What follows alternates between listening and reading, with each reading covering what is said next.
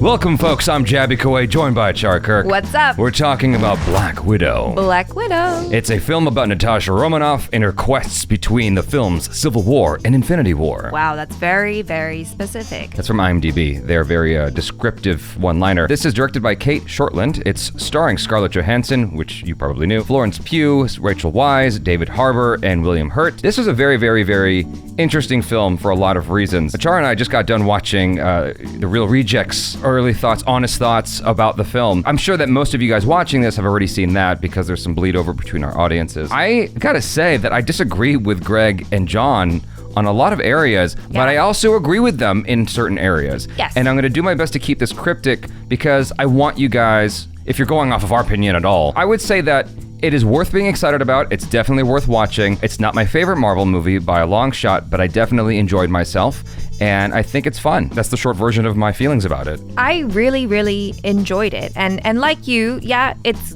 not going up there as my favorite Marvel movie. It's actually very good, and I was honestly surprised at how moved I was by the story. Like, I cried. I mean, I certainly got the feels. Actually, there was a section of this film, interestingly enough, that was almost triggering for me because of Red Guardian. It reminded me too much of something personal I went through. This middle section of the film, and I'm like, wow, there's actually parts of this movie that are very well written, in my opinion, in my humble opinion. Some of the family stuff that they were covering in this movie actually felt very true to life, even though it's based on these characters who I can't say too much about. If I say any more than that, it's giving away too much of the movie, especially if you haven't read the comics or anything like that, assuming that they're taking straight from the comics. I'm just, basing my opinions off of this movie and my knowledge of the character from watching all the other Marvel films. Like you said, the family dynamic stuff was fantastic. Like, it felt really real. It felt lived in. It really affected me. And I don't know if it's just some sort of projection because I'm an older sister,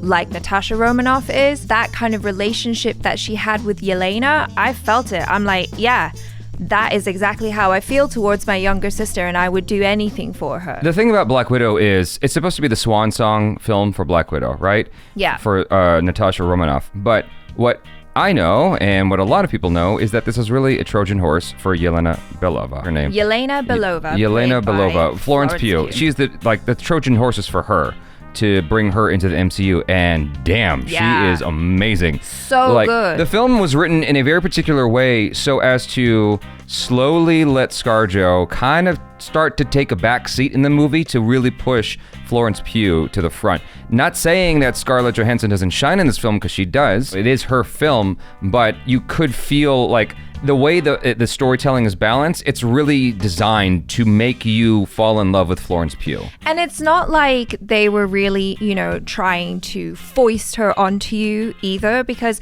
I think it's just because Florence Pugh is such a great actor, she just felt so natural in the role. You can't help but fall in love with her. Just to piggyback on what you're saying, Florence Pugh, in terms of the comedy, in terms of the drama, in terms of the feels, in terms of the action. She was like really dry as well with her humor, which I enjoyed. Across the board, she was amazing. If there's anyone who is going to ascend to Black Widow's role in the MCU, I think that she's a great pick. Immediately, I fell in love with her, and I'm like, oh my god, I really enjoy watching her. I actually ended up enjoying watching her more than ScarJo in this film, and I had to really sit with that for a bit, because I was like, why am I enjoying her so much? I don't even care about Black Widow at a certain point, and I realized it's because it's by design. Like, they did that on purpose in the writing. It was very cleverly written, because the whole thing is to make you want to see more of her. They tried to do something like this in the Fast and the Furious series, where they did an attempt at replacing Paul Walker, and it just didn't work. It's hard to replace someone you've been watching for the entire run of this series since Iron Man 2. I can't remember when Black Widow was introduced. I think it was Iron Man 2. You're so familiar with her, it's like, how do you replace that iconic character? And then here comes Florence Pugh, and it's like, oh yeah, I could watch her for 10 years. Like, easily. She's a very, very fun individual to hang out with in this movie. I also appreciated that we did get to learn more about Natasha Romanoff and her backstory, like her childhood and all of that in this movie. And I feel like it was really the first time, well, maybe we got a little bit more of her in the later Avenger films, right? But it seemed like before that, she just seemed to be this like cool character who just came along and did some cool moves, and you didn't really know all that much about her. But here, you definitely get more of her as a person. Yeah. You know, and I enjoyed that. I almost feel like this story could have been 2 films.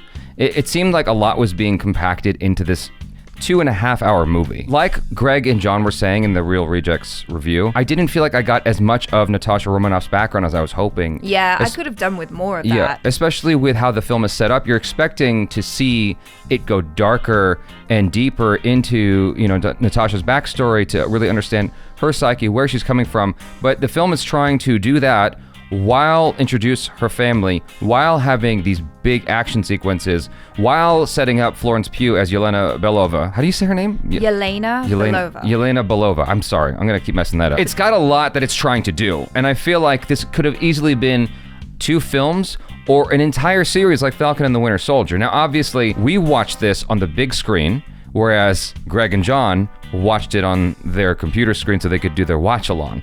And I really believe that had an impact on their reception of the movie, because watching it in the theater with that excitement that you can just feel people's excitement in the room. It's like, even though it was a lighter screening, a lighter, what do you call it? Attendance, because of COVID and all that, there was still an excitement in the air. People were cheering when the beginning credits came. Yeah, like when the Marvel credits came up and everything. Like the excitement was palpable. Yeah, exactly. And so I think that just changes the experience, and you're also watching it in its intended format. I think that if you're going to watch this, if there is an option, watching it in the theater is the best way to watch it while it's available in your area, because watching it at home is not going to be the same experience, in my humble opinion. There was a different feeling, you know, because I can imagine if I was watching this at home on a smaller screen without like the way it's intended to be seen, I feel like my experience would probably be different. I probably wouldn't be as into it. One of the complaints that they had, I hate to keep referring to their review, I just watched it for the first time. One of the things they said, which I felt before looking at their review, which was that there was a lot of action. When I came out of this movie, I was like, you know, I could have actually done with more character stuff and less of the action, which is weird to say because I love action films. At one point, I was wondering where Vin Diesel was. Like, it started to feel like Fast and the Furious at a certain point, because we just came off of F9. It really got big and overblown at a certain point with the action sequences, and I'm like, I was really enjoying the dynamic between all the characters, and I actually would have loved to have seen more of that and gone more into Natasha's backstory and all that stuff. I was actually digging all that, except for Ray Winston. I think that he was a terrible pick for this film because of the accent they wanted him to have. If they wanted him to do East London, cool. He's dope. He's a dope actor. To have him do the accent they wanted him to do, I'm like, but why? Why would you pick him of all people to play this dude? How in love are you, Kate, director, with Ray Winston, that you had to go with him when it's like you can clearly hear his accent is not there? Ray Winston is like Tom Cruise. He's good at playing himself. That's my feeling about Ray Winston. I think he's a fun actor. I like watching him when he's not in this movie. So I do agree with you about the action, because while I thought a lot of the action was cool, I thought they were being really creative. Certain fight scenes definitely felt like, wow, that's really exciting and different. Maybe a little bit too long. There were certain moments where there were scenes where I was going, oh yeah, now we get to see more of that dynamic, and they're kind of, you know, feeling each other out, and as the audience we're getting to know the character, and then boom, action. I'm like, no, not yet. Yeah, no, for sure. It's a balance to be struck. Yeah. You know, it's like you're trying to balance getting your audience inside the characters' heads. You're trying to make them feel something, but you can't bog them down with that. You gotta like supply it with action as well. Otherwise, the audience will get bored. Like I get what Marvel's trying to do. It's a hard rope to walk, but I did feel that what you're saying. The villain in this film. Taskmaster. There's a few different villains, but Taskmaster is the one that, you know, the commercials really showing you. I actually really liked the way Taskmaster was set up in this movie. I think that Taskmaster was a little shortchanged for being this dope villain. The reason why Taskmaster is dope, in my opinion, is because the way the film sets this character up is like the Terminator. It feels like Terminator 2, the Liquid Terminator. I almost feel like scenes were pulled straight out of Terminator 2, and I could feel that. I was more scared of this character at certain points in the movie than I was of the Liquid Terminator. And I was shit scared of Liquid Terminator as a kid. I'm like, damn, this is a scary bad guy. Like, James Cameron did a really good job with Liquid Terminator. And here, Kate Shortland does a good job with Taskmaster where I don't want to say anything that's going to give away the action sequences, but there are certain moments where I'm going, whoa, this is a very, very scary person to have on your ass. I just wish that more was done with that character by the end of the story, and I feel like we didn't get enough of that. That's as much as I can say about that without giving anything away. There's insane stuff going on, and it's really exciting. I would have traded some of that action for more character stuff, or split this into 2 films. I would have watched Black Widow 1 and 2, because I actually really enjoyed this cast. The cast were amazing, like so amazingly talented, and they worked really, really well together. I could watch them all day. The comedy was great. For me, there were great moments of emotion. I really felt it, and ultimately, I felt like this was a really great family drama. I appreciate it for that more than anything. There were some action sequences that you see in the trailer, and I remember my excitement in the trailer, and seeing those sequences in its context, I was like, okay, it wasn't as cool as I was hoping it was going to be in certain moments. Yeah. And like you just said, like the family drama is the stuff that I took away from this the most, actually. Like if I was to go back and watch this, I feel like I'd be more interested in watching that stuff. The first fight with Taskmaster, I thought was dope. Yeah, it was really cool. That had me actually verbally saying things, expletives at the screening. The way that fight scene was designed, because that's what they call it, is fight design or action design, I thought was brilliant.